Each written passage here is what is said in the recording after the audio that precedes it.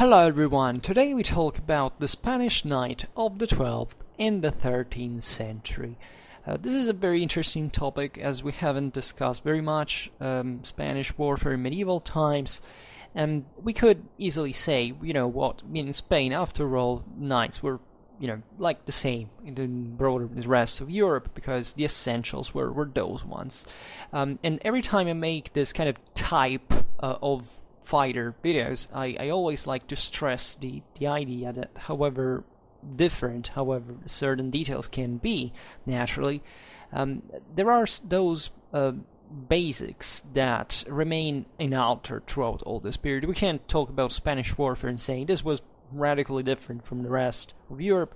It was definitely framed within specific traditions, right, that in the Iberian Peninsula were essentially overlapping in part, so that certain aspects of, especially a bit of warfare in general, not just the equestrian culture, were somewhat more original and more characteristic of the area than others, right? But the essentials are substantially the same, right? The Spanish nobility had basically, though far from thoroughly feudalized by the beginning of the 11th century, right? It was only in eastern Spain, especially in Catalonia, that this transformation came closer to the Frankish model, from which the one of the European heavy cavalry in the west was essentially conforming to, right? And in these areas, the military service of vassals in exchange of their fiefs, that were known as prestimonia or honores, was basically a mandatory, right? Albeit the conditions could vary a lot. For example, in Aragon in 1134, service could be as little for 3 days in the case of the nobility in general, or as much as 3 months, actually, the whole season, in the case of the king's own vassal, right? And an interesting characteristic is also that the military expenses seem to have been at this point and largely on the shoulders of the same vassal, right? There is this first thing we can notice initially, is that the Iberian world, especially the northern one, wasn't so florid, let's say, and structured politically and socially speaking, compared to areas like France or even the south of Spain itself, right? It was an area which the Christian culture had remained confined, struggling against Islamic pressure in this far north that, historically speaking, had remained basically the least developed area of the whole peninsula, right? And this had naturally brought to the increase of combativity, in some sense, of the quality of if not the material, where the material element was not present. Of course, this boosted the moral forces in a way, and in a kind of warfare that also strategically and tactically did necessitate this kind of, especially of lighter equipment, and kind of more dynamic warfare. If you look at it from a strategical point of view, of course, there were this major the warfare was characterized by livestock raiding, right, pillaging, things like these, and then every once in a while there were these major expeditions to seize actual chunks of land that, as you know, during the 12th and 13th century, after the disgregation of the Umayyad Caliphate and this upheaval in the same Islamic Spain with the succession of the Almoravids and the Almohads, the Christians took the opportunity to start pushing against the Islamic frontier more insistently, and to break through. In 1212, the Battle of Las Navas basically makes, especially in the hands of the Castilians, this entering this enormous amount of lands that had been previously in fact held by the Muslims. It's naturally a gradual process, and you can imagine it like a bit the far west, literally, with the analogy geographically with Europe, this area of frontier of central Spain that had remained largely, that was affected, right, even at a political and social level by this kind of frontier warfare, right? Wide areas would remain also historically, unsettled, more dedicated to transhumance, for example, but also somewhat more militarized in character, in nature, right? The Iberian, the Christian powers in Iberia were substantially, at this point, developing an ideology of kingship, of territorial domination. It was inspired to the struggle between Christian and Islam, right? Albeit it was also fight over the Visigothic legacy, ideally, but the point here was really who was the leader of the Reconquista, right? In fact, in a divine, almost imperial fashion. There was an imperial ideology that was developed even in Spain, medieval Spain, at some point, and that made, especially in, let's say, not much in the northeast, it was actually very influenced and very close in many ways to Frankish politics and military, if you want.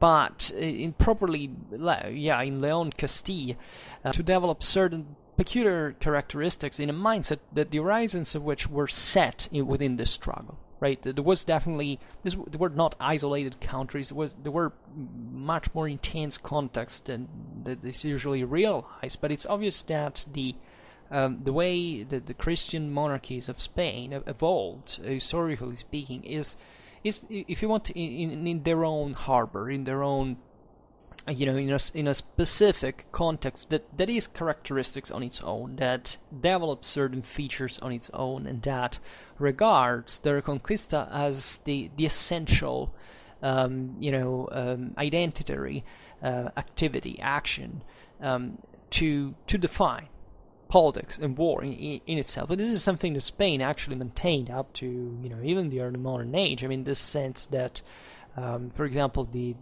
militarization properly of this gentrific about the hidalgos, right, and the idea that at the end of the Reconquista, like 1/3 of the free Spanish males were actually hidalgos on their own, right? So this idea of nobility related to the military activity that also had important consequences in the development of a particular military culture, also in the early modern times, right? Think about the tercio, and even the nobiliar participation to it, for example. It's all something that stems from this, if you want, humble mindset of perpetual warfare that thus requires particular lifestyle and system of values, right, that in fact are tied to war intensely. And this is between the 12th and 13th century, definitely probably the most intense moment of the Reconquista per se, right? As you know, after the 13th century, the enormous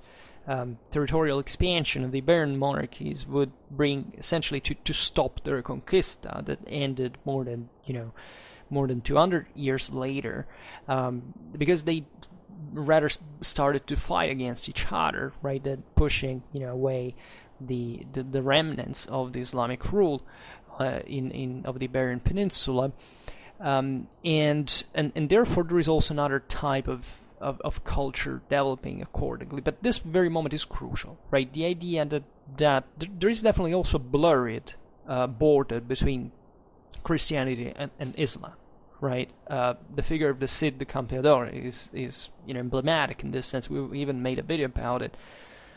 Christians and Muslims fighting, respectively, for Muslims and Christians alike, and just in broadly, on average, kind of fighting against each other, but still being tied to this very fragmented reality that existed in Spain, for which frontier warfare was necessary because of this continuous instability that made the knights always in their retinue, the lords and retinues, always very active and really always committed, right? Always on the fore, not because they were much asked to do so by the monarchs, but because they were eager to exploit every weakness in order to gain something in return, right? So And this was a very intense military scenario, right? So that's the far west coming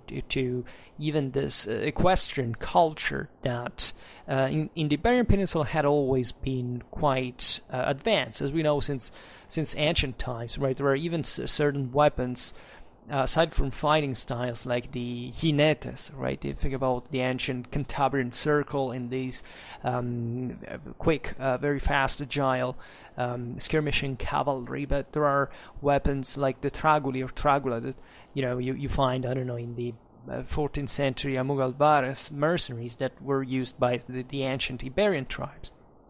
And in fact, this kind of, on average, lighter character in general of the Iberian cavalry, even in this period compared to the European average, right? We're talking about average, and it's a fairly slight difference, right? If you look at the Spanish knight in this century, that's essentially equal to the rest of Frankish Europe. Also in here we will see, in fact, the concept that Frankish military culture was, as we've seen, much more present in what had been previously since Carolingian times, like the Spanish Mark, this set of districts that they were technically still under the French crown by name, then de facto they were developing something very different, and from which also during the Reconquista, since a fairly early age, a lot of Frankish knights had come to fight the Muslims in the peninsula, therefore bringing with them all a certain mindset, culture, and weaponry, but also getting a lot in return, right? There is, as we were saying before, a specific type of Iberian chivalric and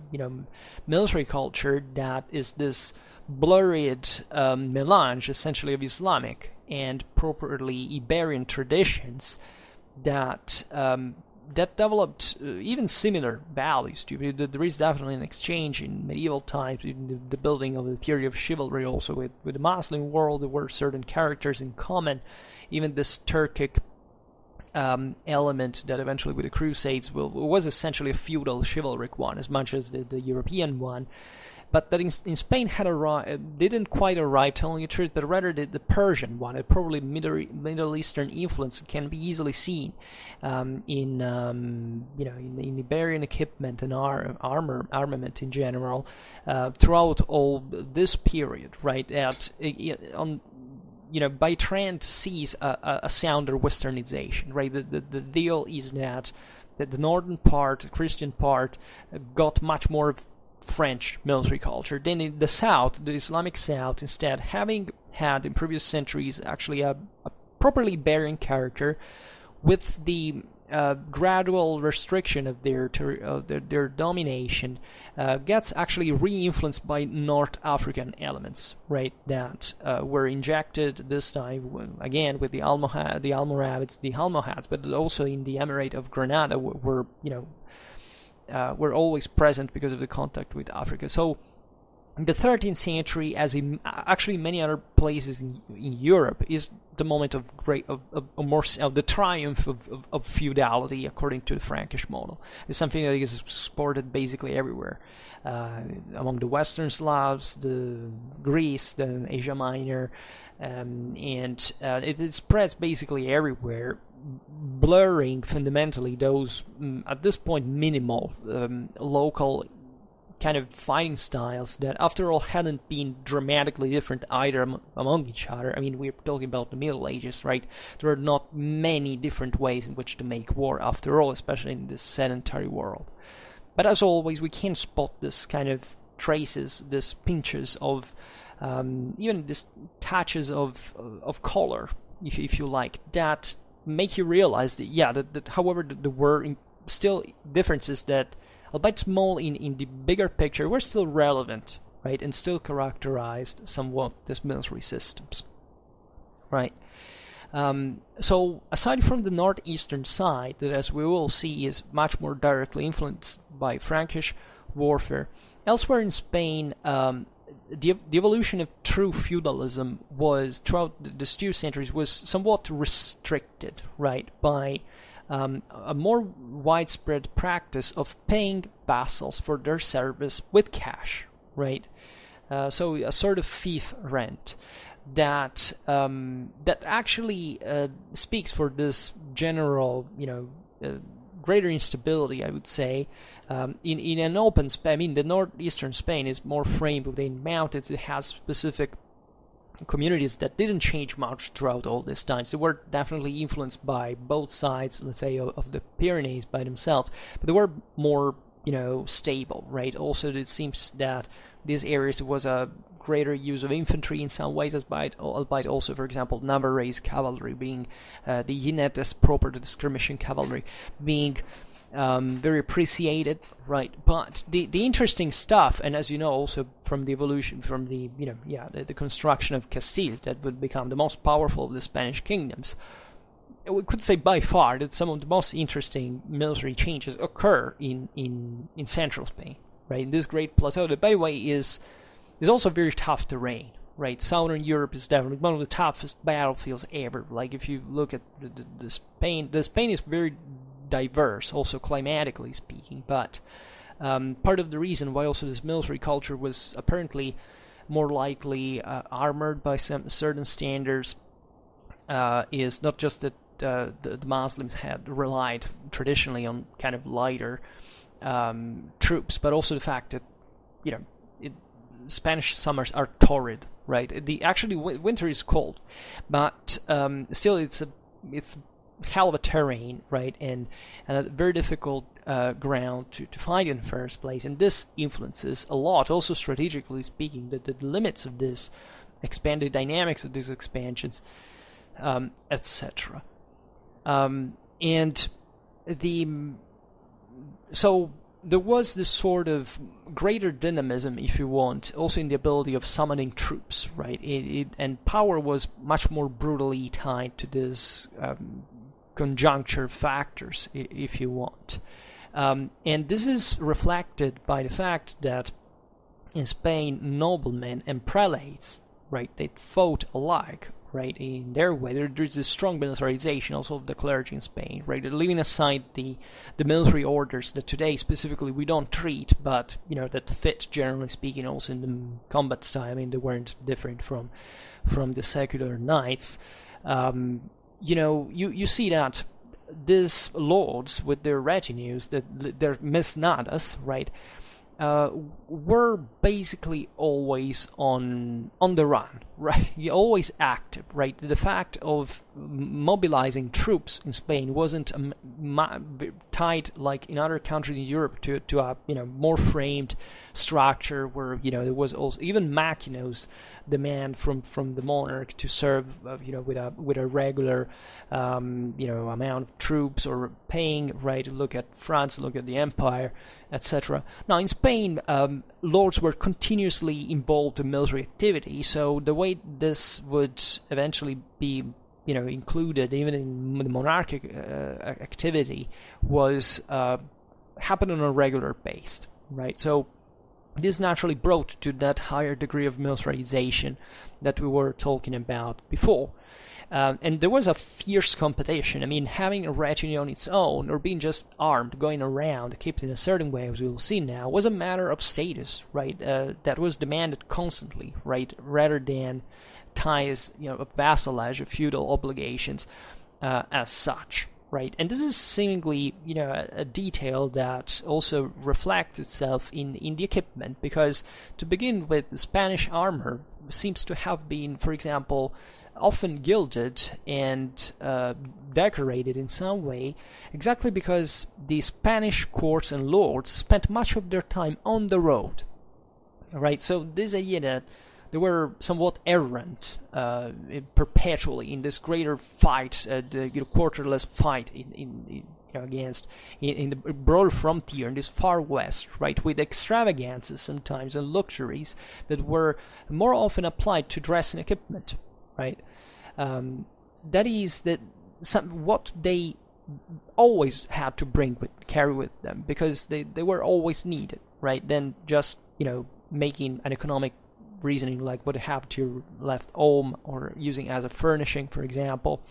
If you think about even at El-Cid's gear, this is described in the contemporary Carmen as including a gold inlaid sword and shield and a highly polished silver-plated helmet with an electron diadem, for example. And sources mention frequently, in fact, of jeweled shields, swords, and helmets, right? And this was definitely not a Spanish prerogative as such, right? This was part of all. Think about the Roland and all this myth. The idea. We also made some videos about that. I mean, this or the sword reliquaries, right? So all this, of this military equipment that became somewhat an alter ego of the same knight, right? Like with the Durandal. Or with the El-Cid, for example, the Tizona, that we will actually comment later, because it's probably at least the sword that is believed to have belonged to him, dated to more or less the beginning of the 12th century, actually. But you find the same, let's say, as early as the 30s of the 12th century, Saint Bernard of Clairvaux, writing of knights in general, from his French background, quoting especially reins and spurs embellished in gold, famously, that were the prize for tournaments, but also silver and precious stones. So this was actually typical of, the knightly equipment back in the day. It's somewhat sad even how in reconstructions we don't emphasize this much, that there wasn't this kind of just plain and sometimes metal looking, or everything was painted, right? Everything was extremely colorful and decorated, and there was this ostentation because these people lived in warfare largely, right? And by the mid-13th century onwards, when as we have seen, the territorial dominations of Christian Spain get more rooted and structured, we start seeing, for example, Castilian knights being required to dress in bright colors such as red, green, or crocus yellow, that reflects a minimal degree of uniformity at this point needed for organizational tactical needs directed by the crown. But we are now in a very different situation in which Castile is really building a very sound feudal domination. We made some videos about that as well. But this mandatory requirements included, for example, to wear a sword wherever the knight went, right? Which was not always true for the other knights, right? Because that was the symbol of rank, and in the Reconquista mindset, there is no man, there is no knight truly without a sword, always paraded, right, as a proof of their readiness to combat, right? Also, scarlet, as there's also this pulper imperial tradition, part was reserved for the king, right? So there was a codification also in this regard. And by the 13th century, these Iberian kingdoms were capable of mobilizing imposing forces. Like Castile could count on paper on 5,000-6,000 feudal heavy cavalry, right? And Aragon seems to have been much more modest in this sense, but it has also had different strategic needs in this regard. It's the largest expedition it mounted up was something like 1,300 knights and squires combined in an expedition to Majorca under James I in 1229. The same Las Navas de Tolosa in 1212, the greatest victory of the Reconquista, so probably not more than 1,500 Castilian knights and mounted sergeants, right? And with Aragon on the same occasion probably fielded 1,000, and Navarre 200. And there was this gradual stratification naturally also in the nobility, on the feudal class. Think about the ricos hombres. That means is a term that appears for the first time in 1162. It simply means rich men. In Catalonia they were called simply as barones, so barons. Then there were the Fios Dalgos or Hidalgos, and then the Caballeros, right? So the ricos hombres and Hidalgos were differentiated only by wealth, basically, right? And this was not even a true categorical standardization. The Caballeros, instead, also known as infanzones, provided properly the numerical bulk of feudal cavalry, and this was done in exchange for fiefs, paying certain minor privileges in this broader clienterly net. However, it should be noted that by the 13th century, this lesser nobility somewhat sunk in status, right? And many caballeros were inadequately equipped. They had difficulty to provide their military service, even in return of pay, and also they seem to have been largely somewhat even unreliable on the battlefield. Another very important and characteristic presence in the Spanish knightly class were the so-called caballeros villanos, right? That were basically part of the militia of the cities, right? So Spain had somewhat important urban centers at this point that provided armies that were fairly well structured, right? They were somewhat similar to the ones of Italy, and they had. However, it's very interesting to compare the two systems, because you realize that in Spain these armies had a much more evident raiding nature than in other areas of Europe, right? They had a specific segmentation for the cavalry had a sound importance. Then there were the scouts chosen oppositely for this. Then there were the pastores, responsible for the army's livestock, the guardadores who took charge of prisoners, right? So this character makes you realize of the far west. Again, excuse me if I stress this analogy so much, but this raiding character that made these municipal armies also capable of considerable strategic range in this sense, because they were meant disregard having your livestock. I mean, it was normal also in other armies, but in this sense also, for example, the guardadores for taking charge of prisoners, global warfare, so the capture of enemy, military and civilians actually, but the fact that there is a specific figure that is deputed to guard a prisoner that never met it in another European context, and this is very fascinating. And municipal cavalry was supplied by the resident knights, right? In fact, mostly the caballeros villanos, so the knights that lived in the villa in the city, right? That were technically non-noble citizens, right? They were wealthy enough to own armor and horse, right? Performing the military service on horseback, right? And that makes them very similar to the Italian militias in that sense.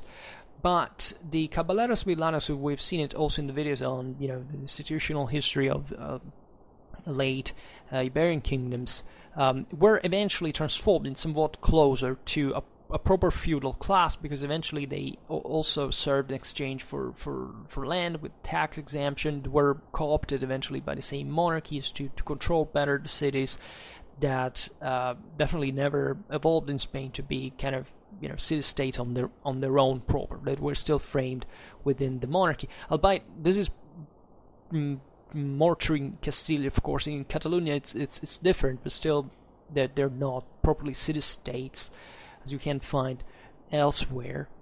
And the caballeros villanos actually appear fairly early, from the mid to late 10th century. Right, they were an important element of the army already by the end of the 11th, right? So this is a fairly precocious, development in insight, meaning that the Spanish urban centers were already, pretty well structured by that time. There was a quite likely continuity from ancient times, and by the late 13th century, at the end of our period, their social status had risen, right, to the same level of the noble caballeros, right, of the proper nobility, and they also had doubled, increased their their possessions, houses, lands, farms in the newly conquered territories, right? Because all these troops were eventually rewarded when the Muslim Spain collapsed, right? Especially after Las Navas. And the newly conquered territories were divided, in fact, into the caballerias and the peonzas, right? That were different in size. The caballerias were larger, kind of double usually, and in respect to the difference was that the troops, the residents, served as caballeros villanos or as peones, that technically were the infantry, right? And the caballeros were basically similar at this point to the hidalgos, right? That, however, still had, in general, larger grants of land and property.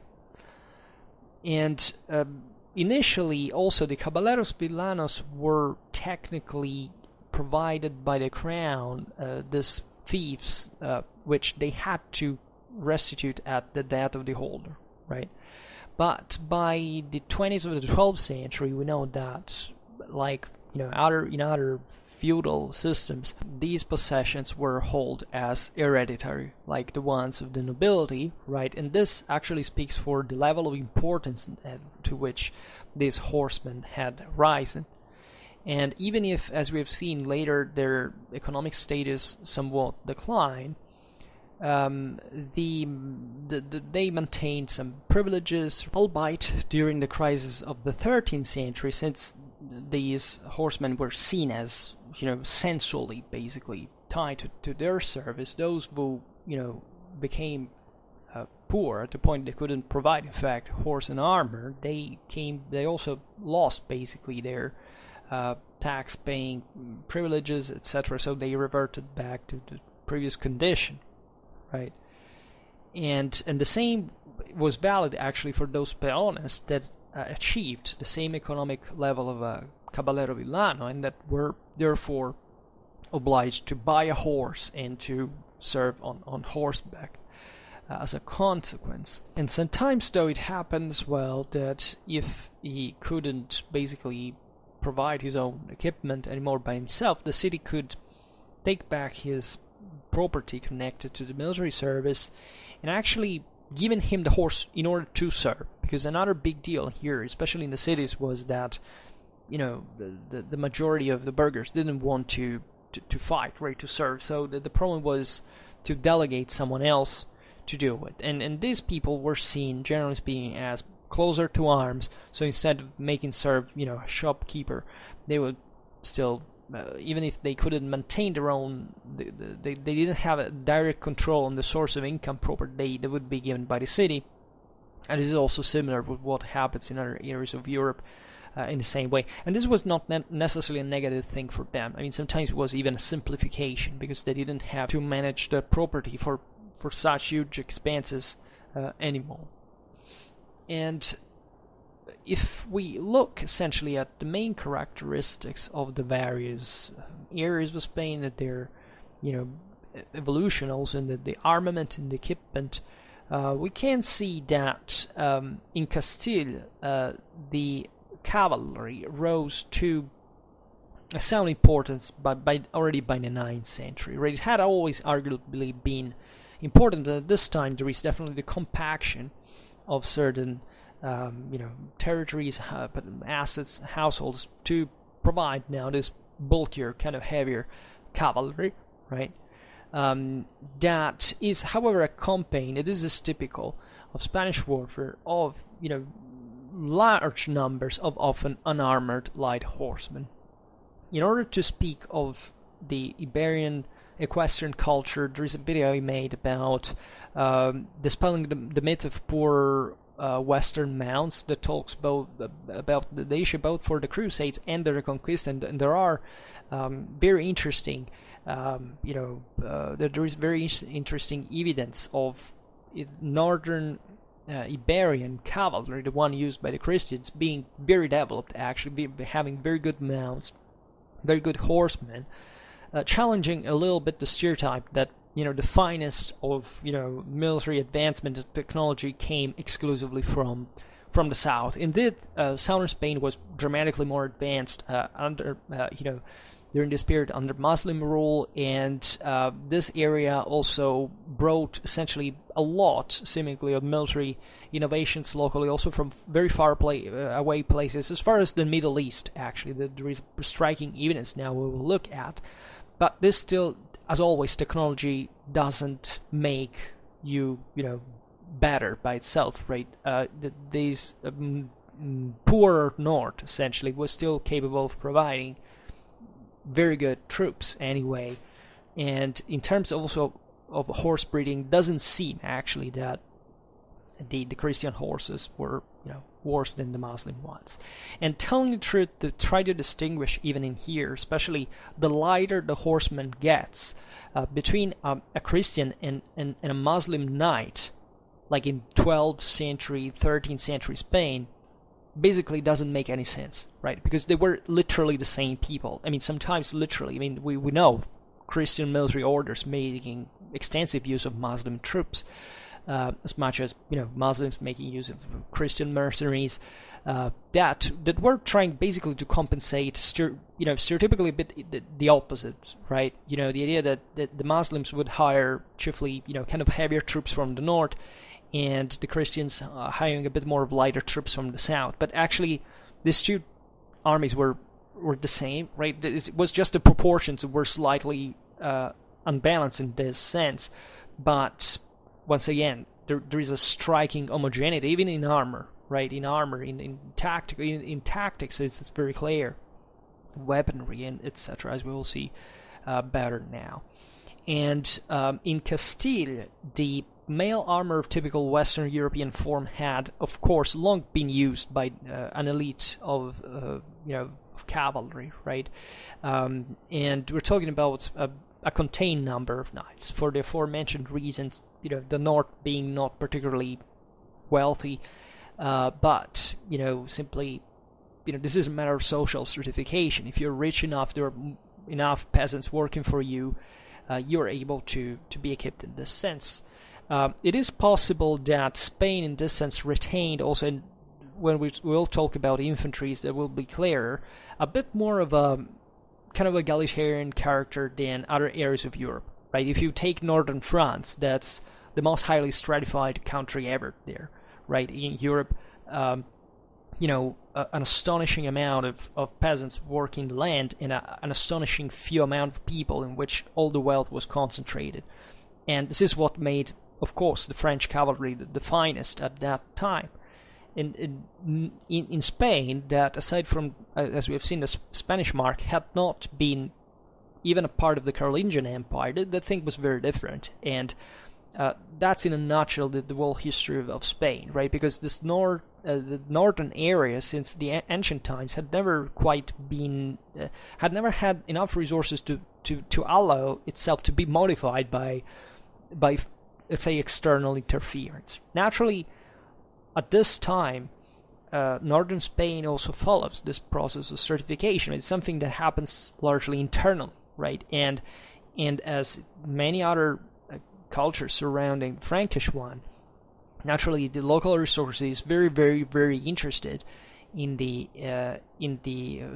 feudal model of the Franks, what had been of the Carolingian legacy, because that meant to acquire a far greater power over the rest of the population that was progressively, impoverished and basically bent to produce the necessary for this military elite.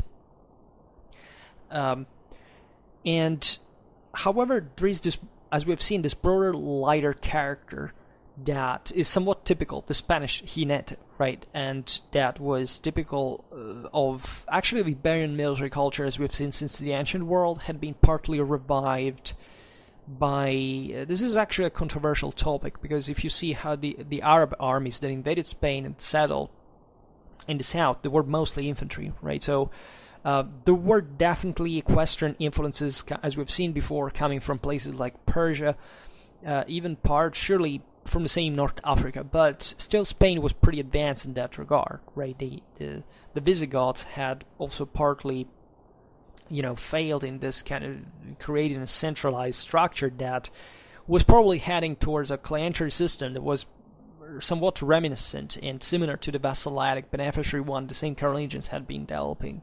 So in Spain, it was very felt idea that there was a nobility, right, and that was used to to administer, to control, etc. Was still less stratified, as we have seen than Francia, but still this aristocratic mindset was there. Naturally, with the confinement of the Christians in the north, this had somewhat shrunk, but the ideal lived on, right? This feeling that somewhat the knight was the answer. The Visigoths, whereas were known by the same Franks, together with the Longobards, as having this great equestrian legacy, right? And this thing had survived, so especially combined with the local Iberian culture that was already famous for that in ancient times. And there is also this important influence from the Muslim world that made somewhat a greater use of missile troops, seemingly at least scattered skirmishers, archers, and things like these, that also heavily characterizes Iberian warfare. And it seems, in fact, that some Castilian light horsemen were archers themselves, right? As we have seen many, many, many times, basically every single knight in medieval Europe knew how to use a bow on horseback, right? There is no... that's what they did on a regular base, hunting, right? Which was the universal sport of the European nobility. The fact that they fought in a different way is that they evidently had better ways of fighting, right? So the fact that you don't see that portrayed a lot, also because there was some stigma attached in part to missile weaponry, doesn't actually mean that that was not employed, right? It's pretty easy, if not obvious, and definitely certain that, I don't know, at Hastings you might have easily seen a Norman knight on horseback using a crossbow or a bow, right? There is no doubt about that. It's just we don't see it often. And also it was definitely this skirmishing, right? This overarm thrust, typically, that you find very, very still very present in Iberian warfare at this point, so much that that's basically the most characteristic thing you can see about the Iberian knight as such. This overarm grip that is combined technically to the idea that, it's a lance that you can throw, like as a javelin as well. There is slowly, gradually, the passage instead to the couché grip, right, and the closely packed formation typical of the feudal world. We should never stress a categorical separation between the two things, simply because in every single given time in which cavalry existed, every single type of possible use of the lance has ever been done. So there has never been a moment historically in reality in which a knight has never used one of these forms. Knights have always used lances, like throwing them, overarm, direct, couché, grip, all these types, right? And it's just that something becomes more tendential over time because the tactics develops the use and even the type, of course, of weapon that you make, never the other way around. And this is very clear in Spain, when you can see in this, as we will see now, this extremely rich, and as you can see actually with the pictures that I posted you here, these very frequent overarm grip that is to be seen up to the 13th century, right? Whereas in the rest of Europe, basically, right, especially in France and in Central Europe in general, you don't find it anymore. And this naturally reveals a specific type of combat that is obviously reminiscent of certain tactics that, such as the tournafoya, right? That was identical and mostly certainly based upon the Arab Andalusian tactic of Carvafar, right? That this is hit and run, right? Repeated attack and withdrawal. That is typical of light cavalry, right? Because light cavalry doesn't come to grip with the enemy, just skirmishes and runs away, right? And this is an element that you don't find in Frankish warfare across most post-Carolingian countries. That this is basically disappeared. Knights surely can't do that, and there are always auxiliaries that do something similar, but the missile element shrinks. And even if you look at the Frankish horsemen during the Crusade, you realize that they could fight like that, but they basically hired troops like the Turcopoles we made also videos about, just to basically replicate the same identical tactics of the Turks as horse archery and stuff. And in fact, it seems actually that, as we were saying before, that there are really not connections between this type of tactics in Spain to the Turkish ones that had basically not arrived. Or at least they had not been particularly influential, but they were rather of Islamic kind of Arab character, even a North African character stereotypically, because since ancient times, think about the Numidians, the same exact tactics, right, that were all present also in Spain. In ancient times, the Iberians did the same. So given that they're the same places, think about the same tactics being connected famously to ambushes, to this guerrilla warfare that is typical of the Reconquista frontier, as we were saying before. Everything was, as we've seen before, even livestock raiding is typically done on horseback, right? And these cowboys doing essentially the same thing, always, even covering very large distances, right? Spain was not dramatically populated, so also the settlement of, especially, in the area of the frontier, so even the distances between settlement was a deal to cover, so the cavalry acquired this sounder importance. And as we were saying before, though, there was a specific characteristic of the Leonese Castilian military organization that was a reminiscence, in fact, of the Metus Hostilis of the time of the major Muslim advance, which was the very wide military participation among the population, right, and of cavalry, right, also for men of non-noble background. So that's why we were distinguishing this area, that is the one that will make actually the greater progress during the Reconquista, and the northeast of Spain, which is much more French-like in character. So if you want even more stratified and more, less inclusive from a social point of view. And that's the mindset of the Reconquista here, right? That everybody is fighting for that thing, right? Within Christianity, for this holy fort, right? There is an enormous emphasis naturally on religion in the mindset of the Reconquista, obviously. And as we've seen, also the urban militias provided these large elements, both of cavalry and infantry. Right.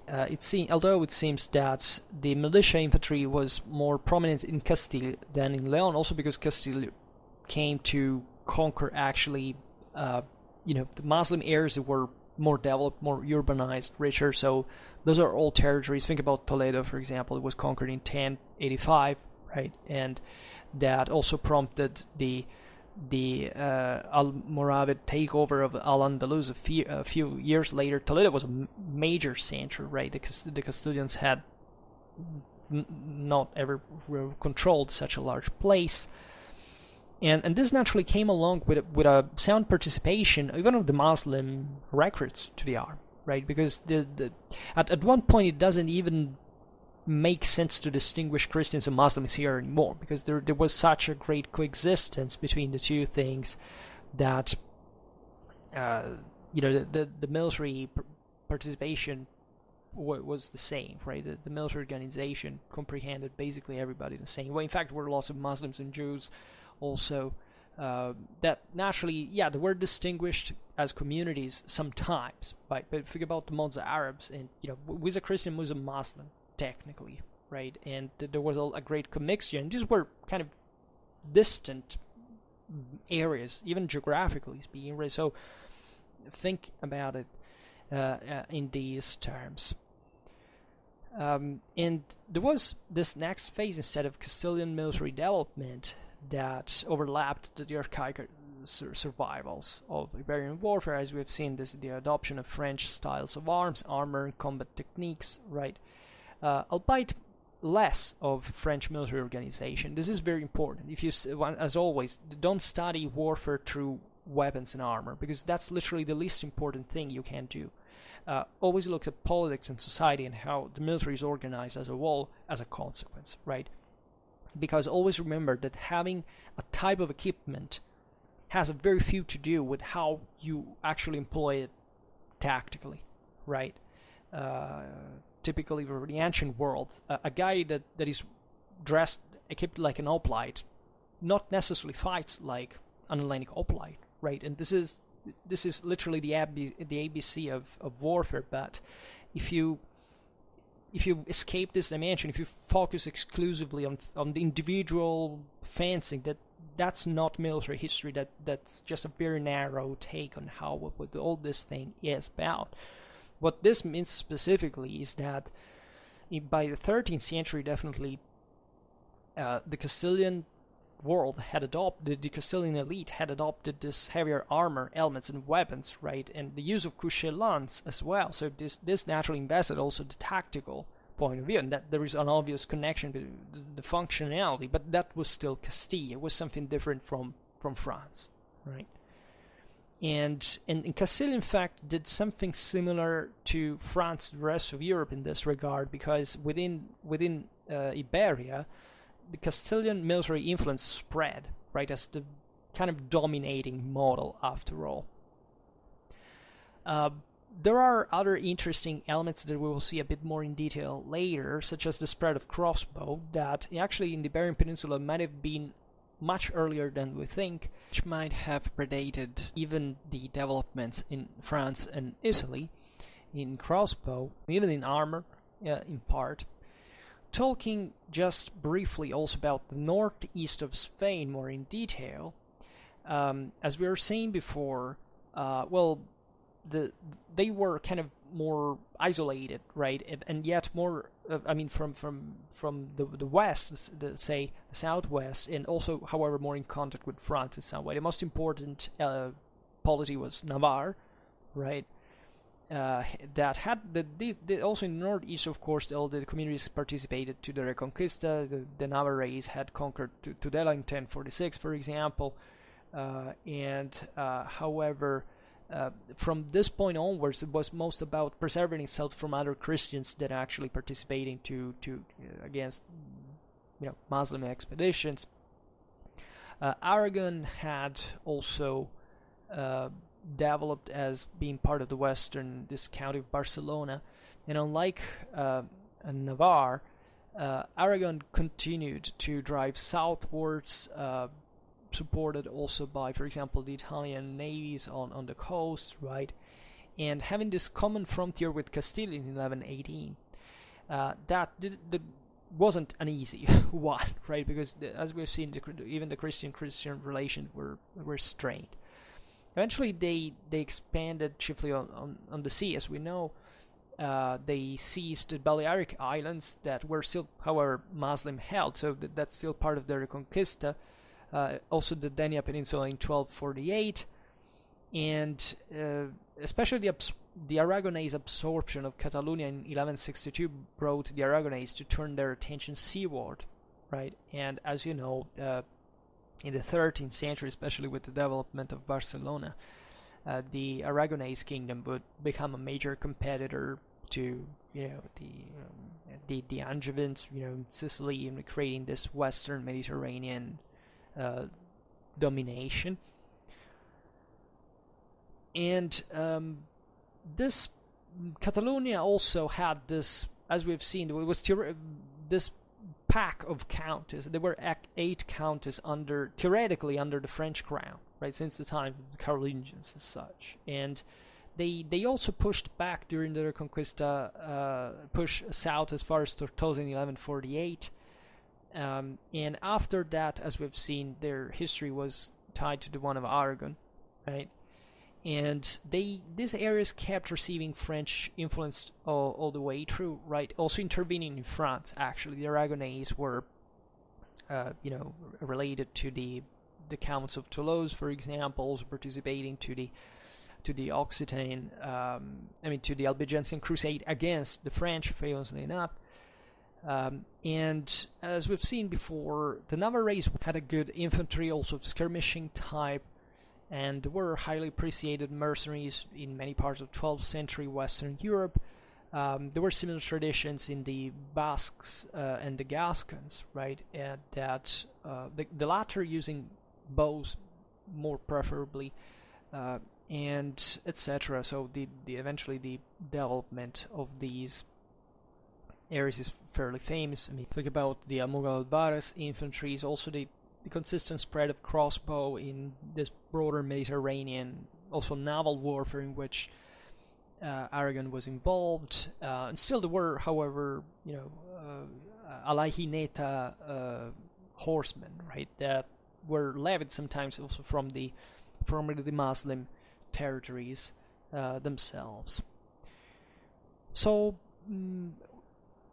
there are certain interesting characteristics that we could point out of an average Spanish knight as we see it from the sources. One we have already talked about is the overarm grip that was of the lance that was associated even in late 13th century sources with circular shields, right, that remained popular throughout this, especially during the 11th to the 12th, had been popular particularly during the 11th and the 12th, right, and eventually being somewhat lost in the 14th century. Actually, there was a revival of the of this tactics in some ways, but that's in another context today we don't discuss.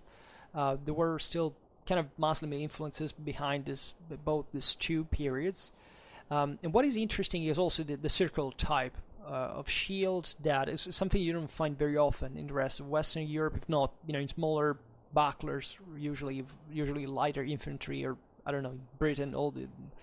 And these were fairly large and were combined with the lance. It was placed directly over it. If you see this pictures, which you see that, of course, the shield covered up to over the nose, just to leave the eyes uncovered, with the helm also over them, this thin slit, right, and having with your overarm thrust lance post on the edge of the shield, ready to to throw that.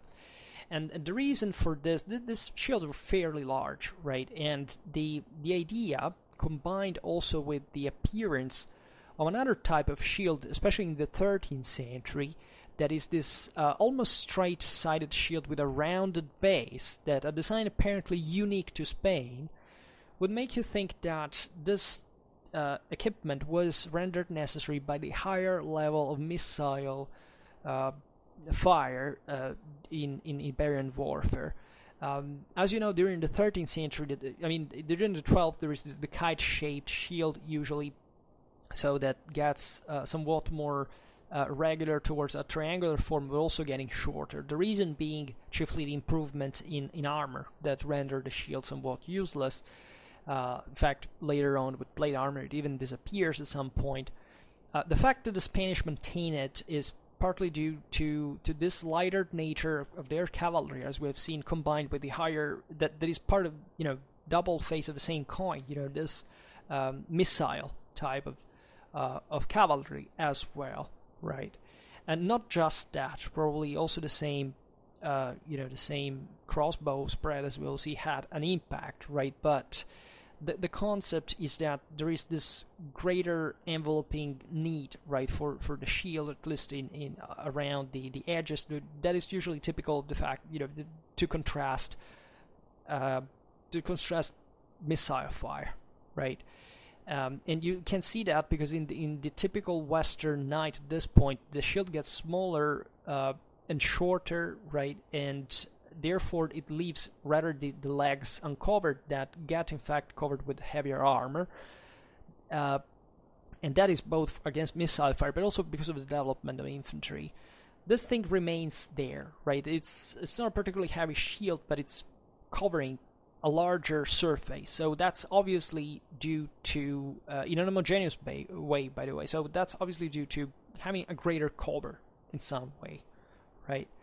And another character, however, is this kind of lighter type of equipment, for which the typical barrel helm that develops in Europe during the 13th century is generally less spread, right? There is this bassinet helmet prevalent with or without nasal, but the nasal actually was present even before, as we will see, than in other areas of Europe, in Spain.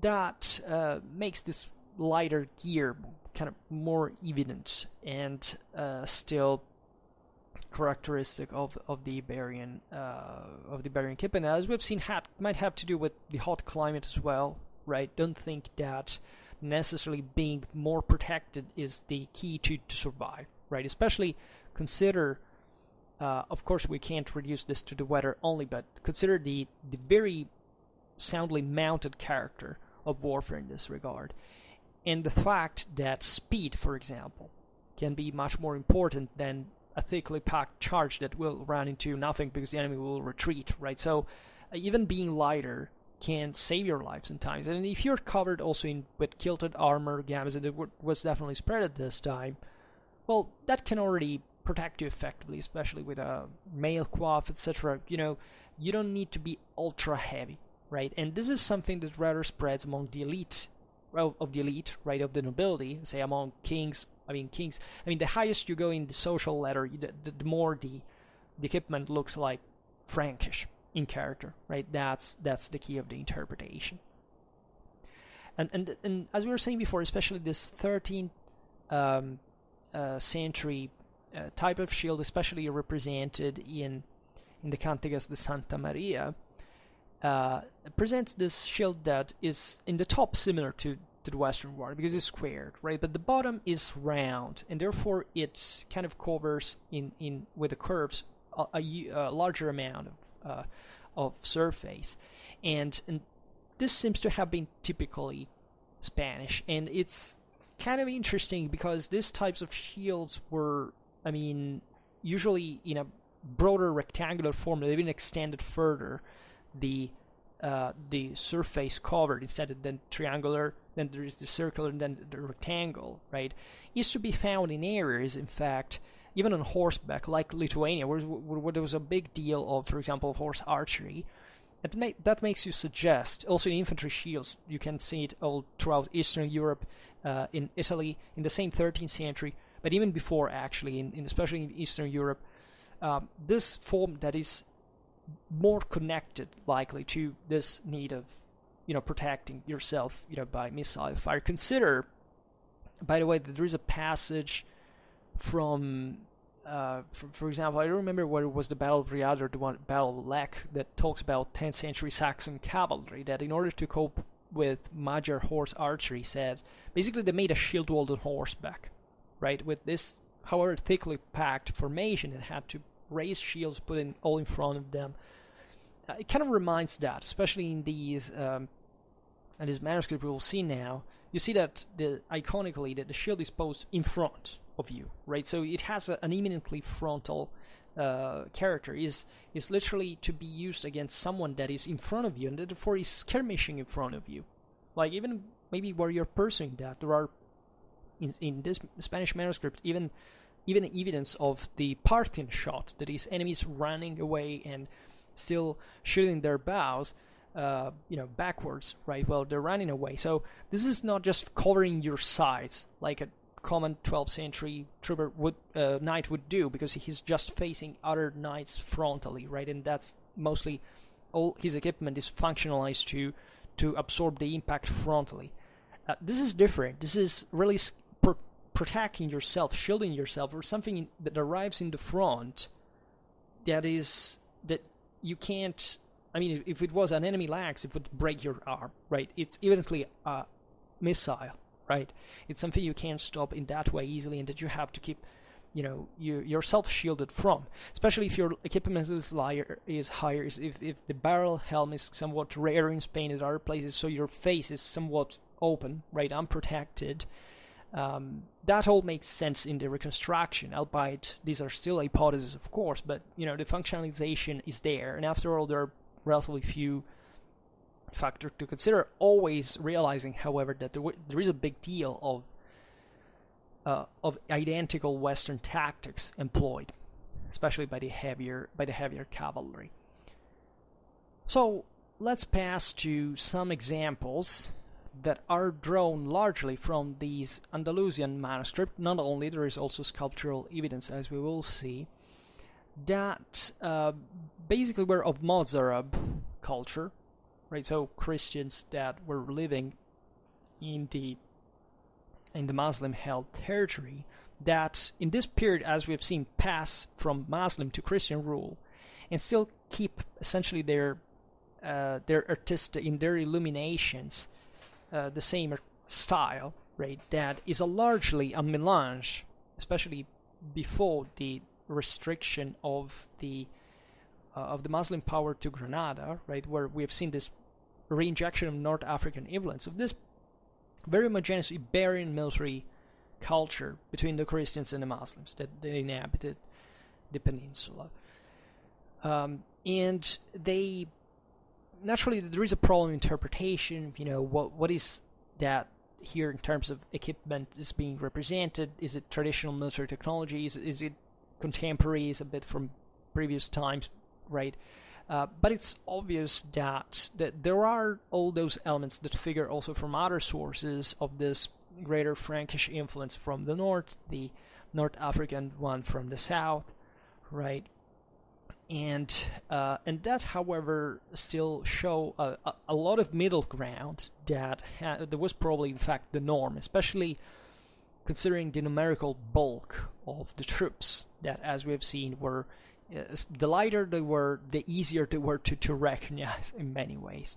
The more indistinguishable they were, right, between Christians and Muslims. And you can see what look like Moorish men, equipped in a largely Islamic fashion, right? If you look at the costumes, for example, the clothes around their chins, also their bamboo hafted spears that are typical from North Africa, even parts of Arabia. But there is something different, because the pointed shields, the high saddles, right, and the straight-legged riding position do not fit the Islamic style, but rather maybe an Andalusian one, right? So even here, something that had already poured from a previous military tradition, from the north at this point, and the manuscript is datable to actually the late 11th or the 12th century. There is the Arca Santa, so this decorated metal plate that is present on it from Asturias, dated to 1075. It is present in the Camera Santa at Oviedo now. And there is an axe here held by a demon, right, that actually looks, 1075, here we're still, the Viking era is barely over, right? The famous Danish axe, double-handed. Well, this doesn't look much like it. It's much closer, actually, to the Middle Eastern types that we can see in Armenia, in Iran, right? And this may have well been a Muslim influence brought to Iberia, right? Together with actually a lot of other things. I made a video on the Andalusian infantry of the immediate previous centuries to this point. You can see a lot of stuff in there. We're talking about cavalry as well, so there's a continuity as well. As we were saying before, there is the Tizona del Cid, right? So the Spanish sword blade at this point, the Real Armeria, right, of Madrid, that was from the royal treasury of Segovia, dated to the early 12th century. It's thought traditionally to be linked to the El-Cid Campeador, and it's a typical European form, except from the blunt tip that could actually be an Arab Islamic influence, right? Then there are interesting carved reliefs from Leon, right, in the Church of Santiago, right, at Carrion de los Condes, dated to the early 12th century. And in here there are figures that fight with maces, right, that are weapons somewhat, they're still yet rare north of the Pyrenees, right? They're actually present, right? Think about William the Conqueror having a club, right, in the Bayeux Tapestry, but that were far more spread in the Islamic world. This may actually derive from this. It's the idea that, it's actually an influence from the steppes that, had this ultra elite that fought against each other with maces rather than smashing armor. And this naturally reveals. It's not always to be found in the elite. There's infantry that uses it actually as well. But even in here, nobody can tell, because from the picture, by the way, these figures fight actually, but nobody.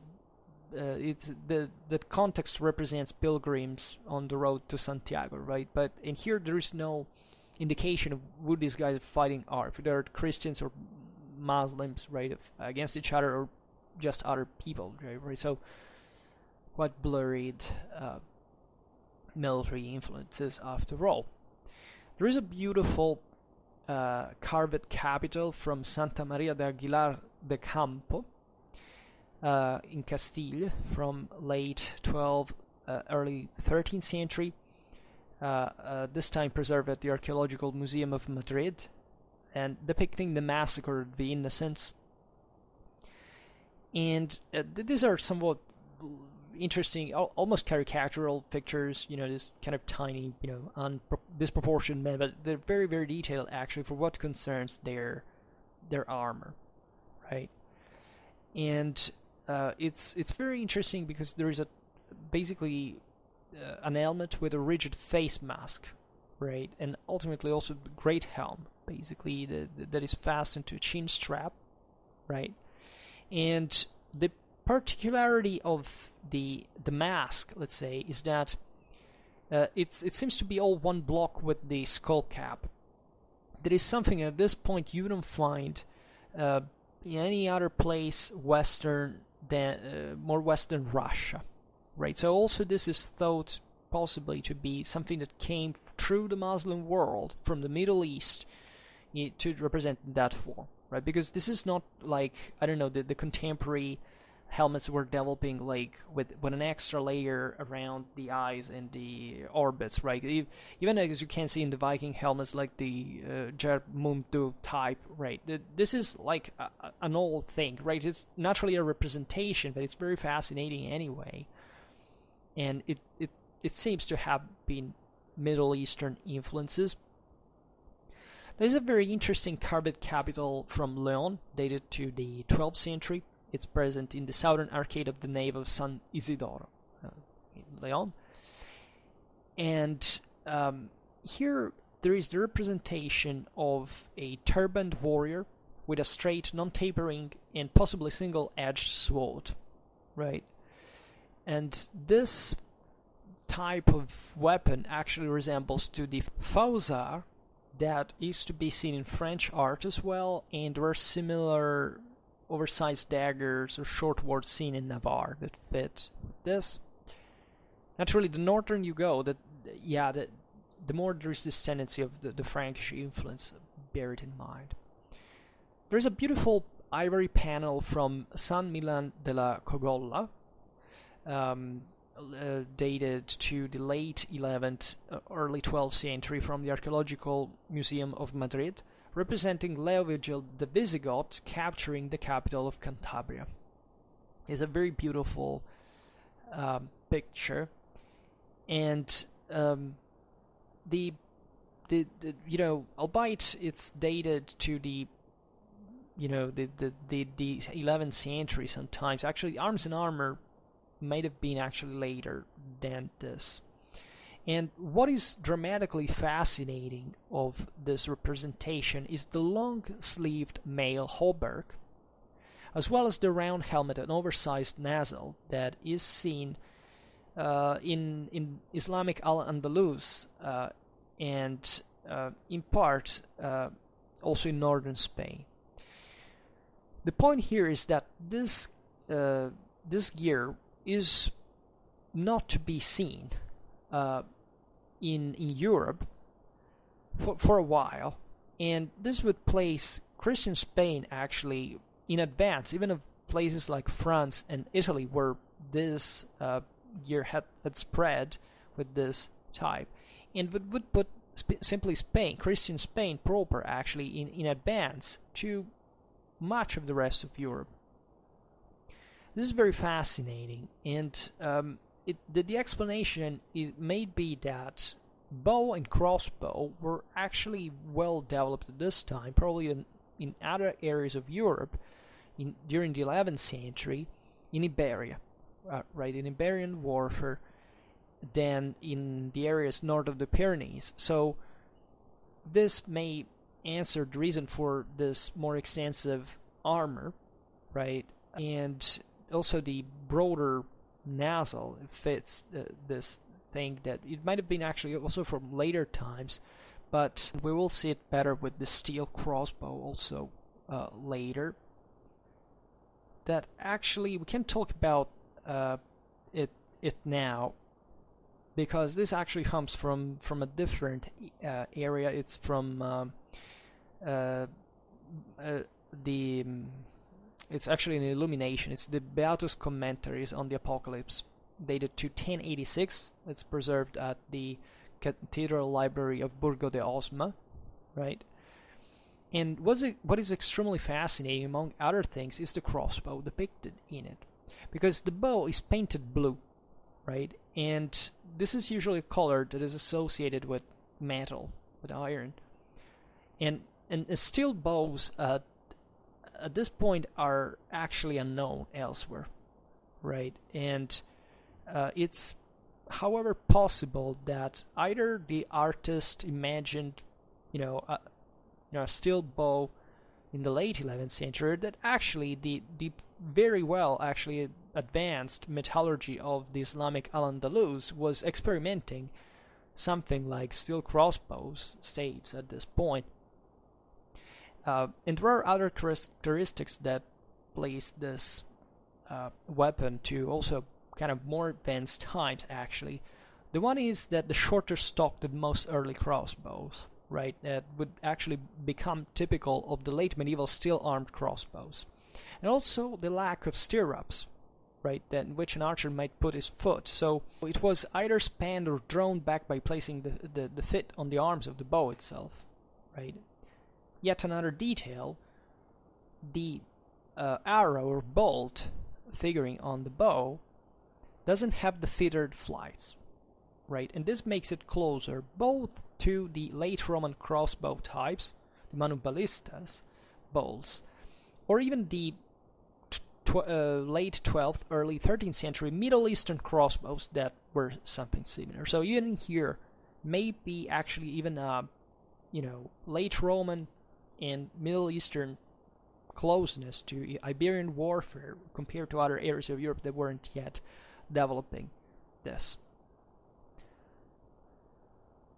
Then there's a beautiful carved relief from the monastery of Santo Domingo de Silos, right in Castile, representing guards at the Holy Sepulchre. This is dated to 1135, 1140, right? And there is, even in here, a very particular type of military equipment that it's not seen outside the Iberian Peninsula at this time, right? It makes it totally, unique. And it's believed that there could be some Islamic Andalusian influence in it, or even being properly a Castilian type of equipment that includes this large capped shield, shaped shield, right? Mail hauberk with mid-length sleeves, straight swords, scabbards, and sword belts, right? That are actually the same to be seen in 12th century France.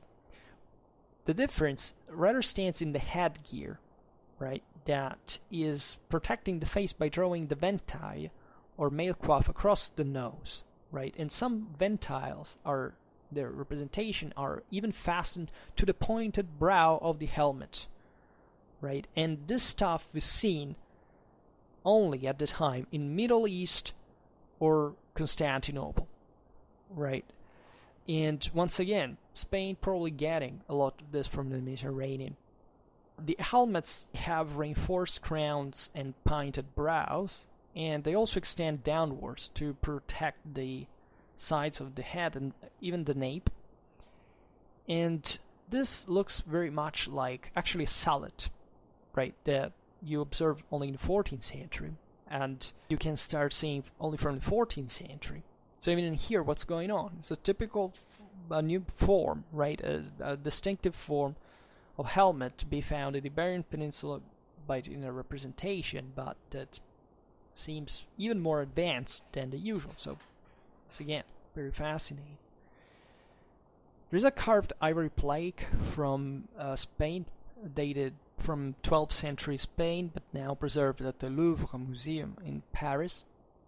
That represents now the typical French joust, right? Knights that embody the elite of Spain, fighting in the typical military influence of the north. That is reflected also in their equipment, that makes them indistinguishable from French knights, right? They wear a conical helmet, apparently without a nozzle, and they have a short-sleeved mail hauberk. They both carry this very large kite-shaped shield, one with a small boss and one without, and they're armed with couchet lances. Then there is the Biblia Segunda de San Isidoro de León, dated to 1162, now preserved at the Real Collegiata Basilica de San Isidoro, León, right? And Goliath and the Philistines here are represented lacking kite-shaped shields, right? For the rest, they are, however, equipped very much like Northern European warriors, except for some of the helmets. And what is interesting, though, is some padded hat that is to be seen, right? Goliath specifically has a conical type of helmet with the typical 12th century forward angled crown. But another figure has a down-curved rim and neck guard that we have observed before, typical of northern Spain. Also, another figure appears to be to have simply mail cap over some kind of presumably padded hat, right? So it's also possible, naturally, that some knights would fight without a helmet, right? Considering this, especially in this lighter equipment that we have seen in engagements that maybe they didn't even require them to enter, to smash against, another knight, but just raiding around and, just being lighter. Right, it's a matter really in which you're making economy about your energies, the one of your horses, etc. And what is fascinating is this type of protection is to be seen elsewhere in Spain, but yet not excessively clearly, but definitely also in France, being worn by a Saracen, and in Persia. So once again, a Middle Eastern influence in this Iberian feature. Then there are lots of pictures actually posted here from the Beatus Commentaries on the Apocalypse of Catalonia, right, dated to 1190-1225. Now they're preserved at the Bibliothèque Nationale of Paris. It's this very famous manuscript, right, to believe that claims to have been made in northern Spain, probably Catalonia, right? And most of the military equipment represented here is some of the most emblematic of the time, right? And this includes the aforementioned long-sleeved mail hauberks, then round and conical helmets with and without a nozzle, flat-topped shields, straight swords, war axes, even wall-breaking pickaxes, right? There are even certain types of balls that, are smashed, like the flinch, the maces tied with a chain, that could be used actually to smash walls, right? There was a lot of siege warfare in Spain at this time, storming castles, things like these, in which naturally the knights also were the kind of assault infantry. There are also knobbed or spiked maces, and also this very early form of great helm that appears also to have been a single eye-slit. And there are several figures that are very interesting. One is wearing, for example, another type of armor over his hauberk, right? This is the ultra-heavy elite. This was done, actually. There were several layers of armor. Sometimes were worn, especially, usually male, gambizon, male, and then a kind of scale armor that at this point comes to be somewhat more common, even in the rest of Europe, and that, however, is also to be kind of Mediterranean influence, kind of Eastern influence in some ways, to be seen in places like Sicily, in Constantinople, etc.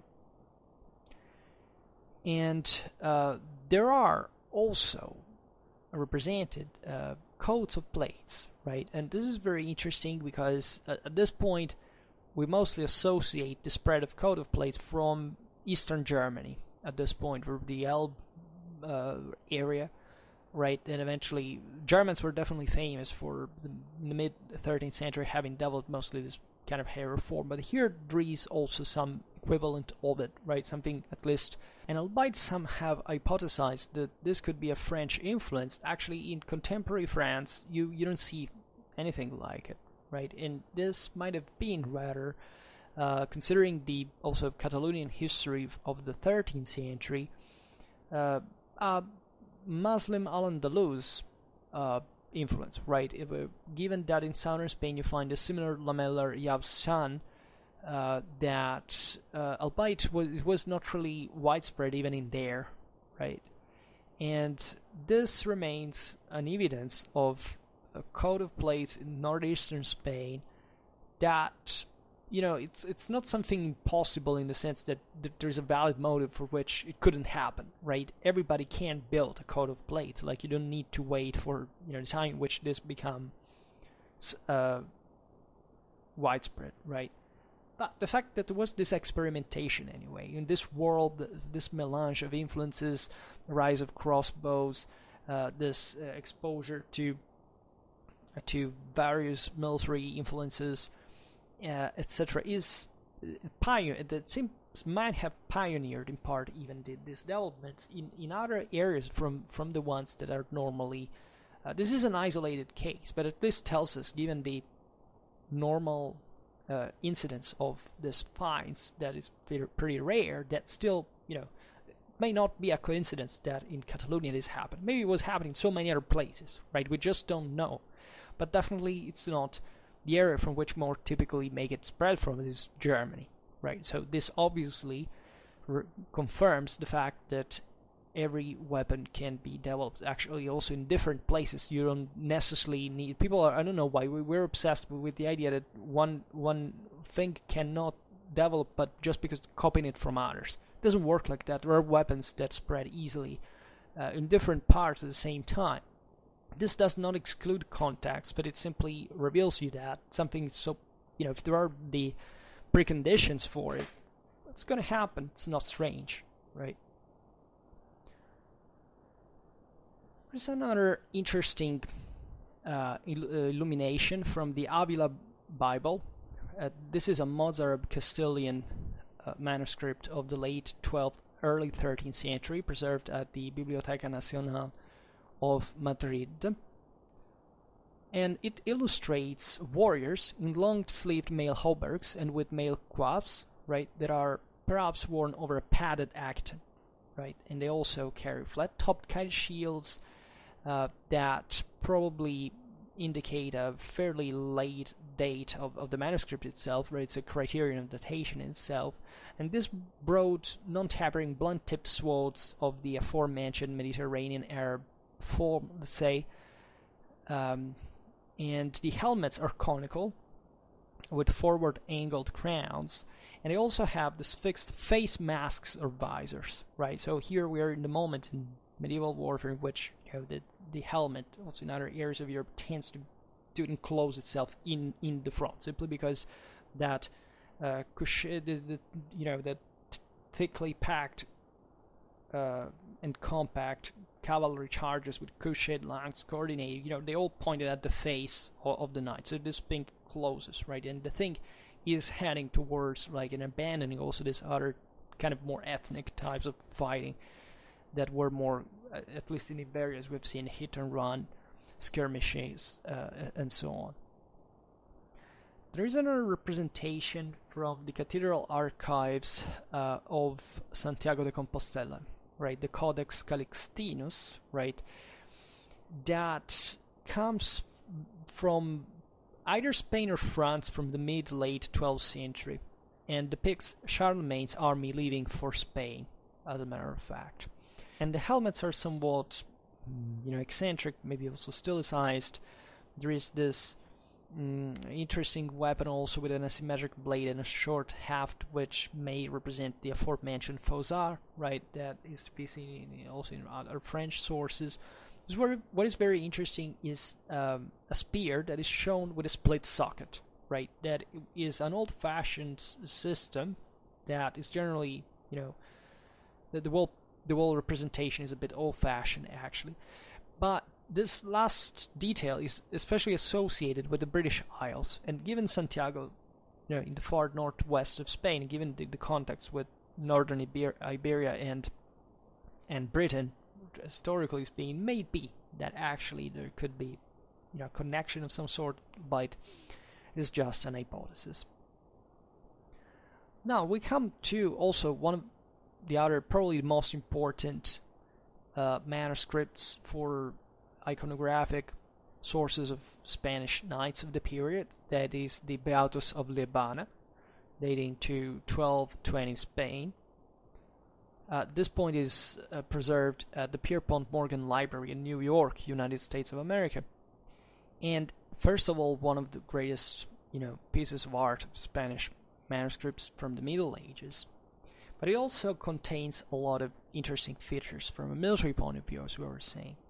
These include clubs, maces, round shields with tassels attached with external rivets, right? Some of that typical round shield used by Spanish knights in a kind of a more skirmishing role than the usual for the typical Western knight of the time comes from here. The tassels are more commonly associated with what would become the later Moorish kidney-shaped leather adarga shield from the late 13th to the 15th century. If you've ever seen it, it's like a kidney or heart, if you want. It's a symmetrical, like with this shapy form, both sides. That would be adopted, in fact, also by Spanish cavalry or the light cavalry of the late Middle Ages. And the tassels here are probably used to identify the pagans, right? And they may have actually to do with an Islamic and Andalusian type of shield that is to be found similar in appearance even before the kidney-shaped adarga, right? At this time.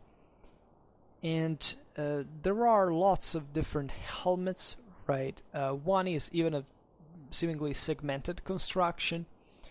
Others have very broad nozzles that cover almost the whole face, right? It is very, it's another form of, facial protection that you don't find very much elsewhere. Other helmets can be round, conical, or with forward angled crowns.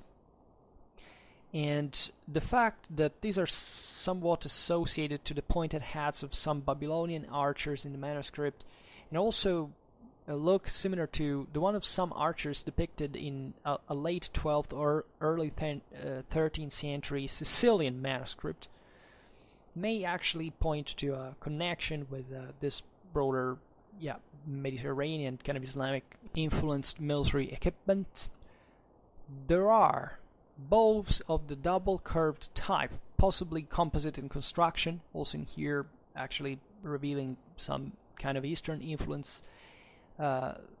Swords that can be broad and straight, and also a very large axe with a sort of hammerhead, right?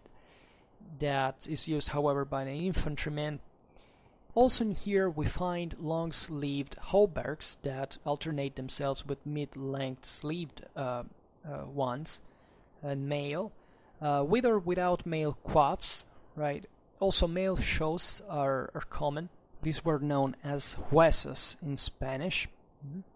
There are other interesting motives also on the surcoats that betray Andalusian influences, just like with, flowered motives, particular elements that recall definitely the southern, the Islamic art in Spain. And there are also clearly what look like acatons and gambesons, right? And that are very similar to the ones that are seen later in the French area from the Maciejowski Bible. Then we can talk about this last source that is also the second most important manuscript for the Spanish knights representation. This is the Chronicle of Alfonso X. We are in late 13th century Castile, right? The manuscript is preserved at the library of the monastery of San Lorenzo del Escorial, right? And this is a profusely, magnificently illustrated manuscript, right? It's an invaluable treasure, Spanish art, but also an invaluable source of information for actually both Christian and Islamic arms and armor of the period. So we are definitely a moment in which the Spanish warfare has more consistently Francicized, let's say, and the author also makes this effort of kind of distinguishing quite clearly the various groups of warriors, right, be they the Christian, Spanish, the Muslim Andalusians, or the Muslims from North Africa. So this is a stereotypical way of putting it, that the thing was much, let's say, more blurred, as we have seen, but it's nevertheless important conceptually because it makes you understand really what the major differences, if there were consistently, that this would have been, right? And actually, as we were saying before, there is this coincidence between the Christians and the Andalusian Muslims, right? Whereas the North Africans are very different, and this reflects naturally what we were saying before, that after all, Iberian warfare was very homogeneous by a certain standard, while these other influences coming from the external were somewhat detached from it. And in fact, the Christian Spanish and the Muslim Andalusians are distinguished by relatively minor figures, while the North African Muslims are easy to identify. Yet, as we were saying at the beginning, this is a phase in which the Muslims of Spain will grow, like in late 13th century, where major part of the Iberian Peninsula is under Christian domination, be ever more influenced by the North Africans, right? And therefore, this pre-existing similarity with the Northern Christians would fade. Also, some Andalusian troops definitely represent Christian mercenaries in Muslim service, right? So always remember that this was an eventuality. Therefore, the more blurred these armies were. And the basic difference is drawn between the heavily armored cavalry and the more lightly equipped troops, right? Particularly those wearing turbans or riding with shortened stirrups, right? These latter are early versions or predecessors of those will become the cavalry fighting at La Jineta, right? The infantry at this time, the 13th century, is well developed, well armored, right? And there doesn't seem to be a big deal of difference between Christians and Muslims in this regard. The most common type of shield is conical, still at this age, at least represented in this manuscript. There are also types of great helms now being adopted by the Castilian knighthood, right, of their 13th century peers. But also, there is, once again, this type of bassinet, basically, that you would find in Europe only basically in the 15th century. Remember the one we were describing before. Here it reappears. It's a different source, right? So this may actually be some type of helmet that existed in Spain previously to many other European areas. Then there are also chapelles de fer, which betray, I presume, a directly French influence in this matter, because that's where mostly the things seemingly spread from. Also close-fitting cervelière, right? So there are other various types of shields as well, like from the large flat-topped kite types, especially for infantry, and a small round-based flat-top type for the horsemen. There are the kidney-shaped adargas that start appearing from this period, as we were saying before, and very large mantlets, that is, this kind of screens, right, for protecting the pioneers, right, like huge, not pavises, right, but really literally, camping tables, fixed on the ground. And also, the pioneers are armored. Now, this is interesting because it usually, usually pioneers were likely equipped troops, right? If they had to, just to build, not to fight. But in many military contexts, historically speaking, the pioneers could be themselves kind of assault engineers, right? And they were therefore heavily equipped. And this is to be found, in fact, in this manuscript. And there is even the evident adoption of plate armor. In some cases, at this time was spreading in Europe normally. That probably chiefly in response to the increasing importance of crossbow, among the other things. Also, there are other details on the Moorish cavalry, but for the Spanish ones, not so much. But anyhow, this is more or less what we could say. I mean, there would be a lot of things to say more. This is definitely not it's the first, but definitely not the last time we'll talk about Spanish knights in this specific period. But it was interesting to cover this typology, this kind of gradual transformation from the kind of lighter type, allegedly lighter, because we have seen that certain types of armor in Spain, with the long-sleeved male hauberks especially, were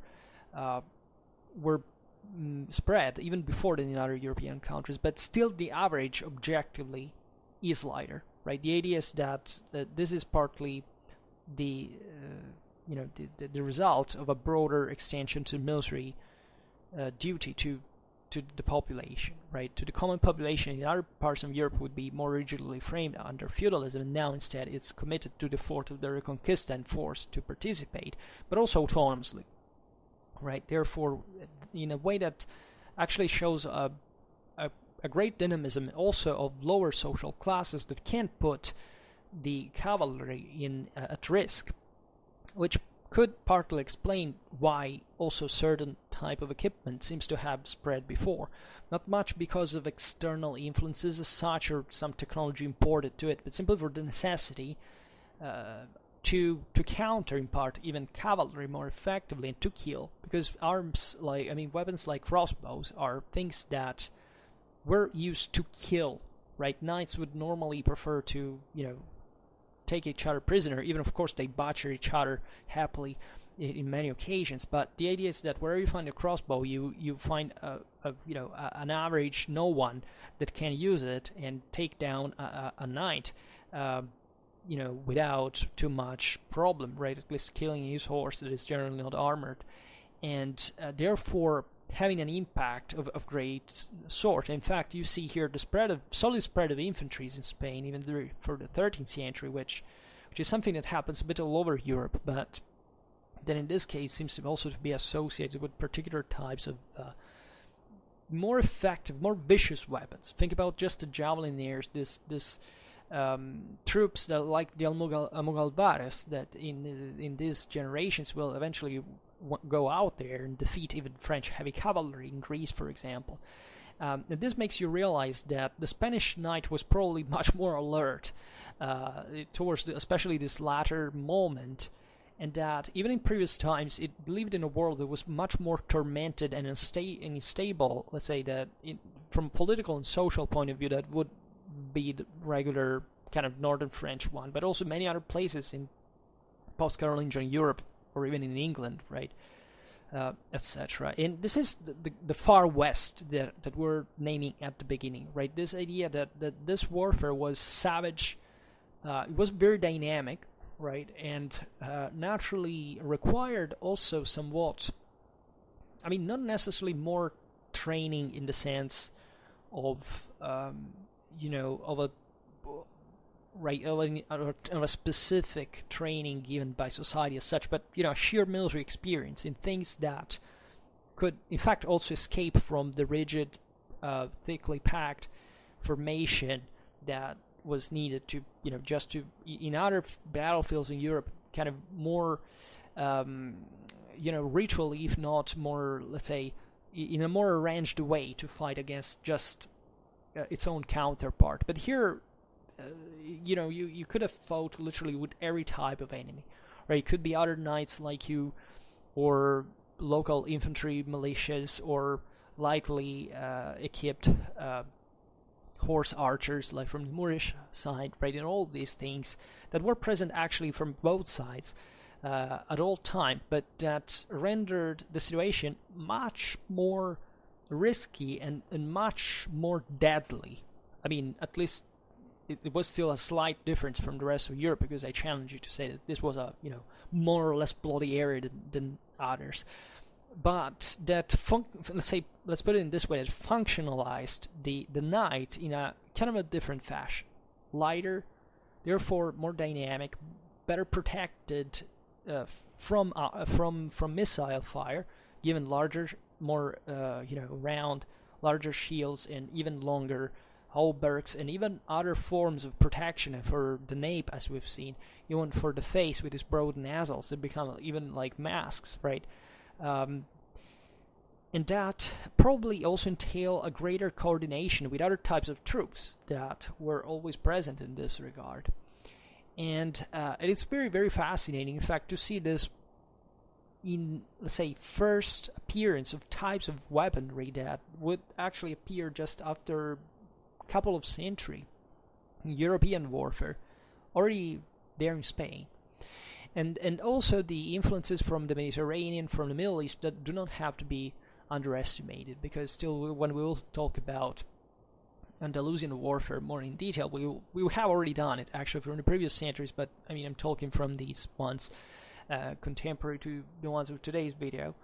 We will see also how that link still existed, and that it was a link with one of the most advanced types of warfare out there. Not that, I mean, there was a lot of symmetry after all, across all the, in terms of actual tactical effectiveness, right? Actually, Western tactics during the Crusades would prove to be slightly superior, actually, to the Islamic ones that couldn't cope with this massive, heavily armored knight charges, right? More than, you know, it's a myth to think that this hit and run tactics were effectively what could stop, right, the heavily armored knight of the Western war. In fact, if you look at the same Reconquista, at the end you see the Spanish prevailing with that type of tactic, right?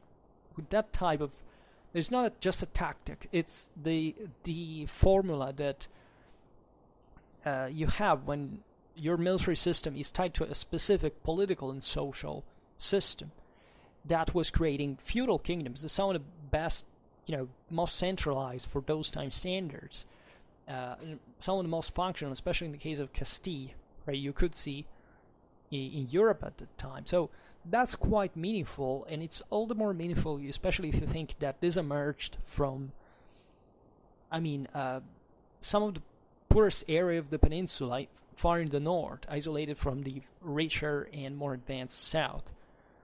So this was really, I mean, the Reconquista really has this sound, this, you know, mysticism of war in its veins, and this would remain in Spanish culture even after, of course, major accomplishment like the ones of Las Navas, or you know, even after the Reconquista itself, because the idea was this continuous commitment to warfare in even at a lower social level that could put together important forces that were all working for one aim at the end. So this explains a lot also in the further political and military organization, especially of the Castilian monarchy.